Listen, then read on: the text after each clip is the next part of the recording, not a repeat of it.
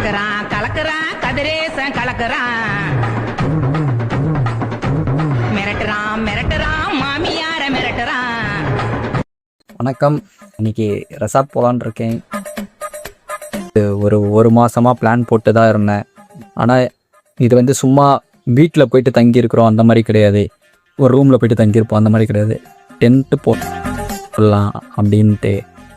அதனால் டென்ட்டு, அப்புறம் கேமு, அதுக்கப்புறம் பூலு, இது ஸ்விம்மிங் பூல், இது குளம், என்ன டோரா பூஜி மாதிரி இருக்குது, மலை காடுன்ற மாதிரி இதெல்லாம் இருக்குது. சரி, நான் வந்து பேக் பண்ணுறேன். யார் சொல்கிறது கேட்காத, உன் மனசு சொல்கிறத கேளு. ஒரே ஒரு வாழ்க்கை, இது உன் பிடிச்ச மாதிரி வாழு. அவங்க வேணும் இவங்க வேணும், உன் சந்தோஷத்தை விட்டுறாத. அவசரப்பட்டுட்டோன்னு கவலை மட்டும் பற்றாத.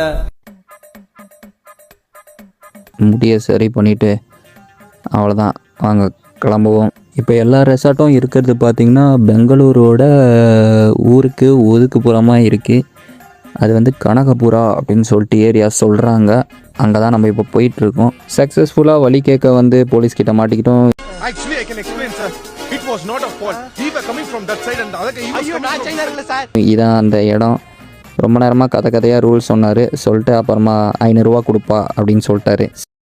சரிடா, சூப்பர், ஆரம்பமே அமர்கலமாக இருக்குன்னு ஒரு 500 ரூபா மொய் வச்சுட்டு திரும்பி வண்டி எடுத்துகிட்டு கிளம்பிட்டேன். இந்த கூகுள் மேப் பார்த்து போகிறது இந்த படத்துலலாம் காட்டுவானுங்கள. ஓகே, என்னடா நாங்க கரெக்ட் கொண்டா கூகுள் மேப் போய் சொல்லாத ஆண்டி.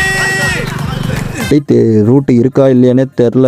பயங்கர கொடுமையாக இருக்குது, பார்த்தாலே தெரியும். நம்மளது அட்வென்ச்சர் வண்டி இல்லை நம்மளது.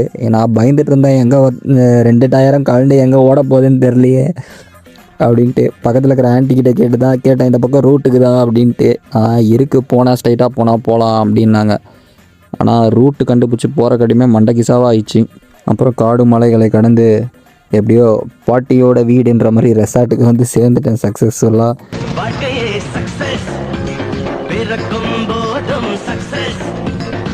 ஆனால் சரியான குஸ்கா வெயில் மண்டையை பொழந்துடுச்சு.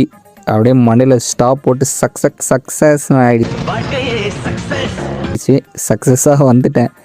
இதுதான் சரியான காடு. அப்புறம் டென்ட்டு நான் காட்டுறேன் உள்ளே எப்படி இருக்குதுன்ட்டு. இதான் உள்ளே தூங்குறதுக்கே வெற்றிகரமாக வந்து சேர்ந்துட்டேன். இடம் சுற்றி காடாகுது. பகுதிகளுக்கு சென்று எப்படி உயிர் பிழைச்சிருக்கிறதுன்னு காட்டுறதுக்காக இனிமே தான் வேடிக்கை ஆரம்பம். சரி, அப்படியே கண்டினியூவாக அடுத்த வீடியோவில் பார்ப்போம்.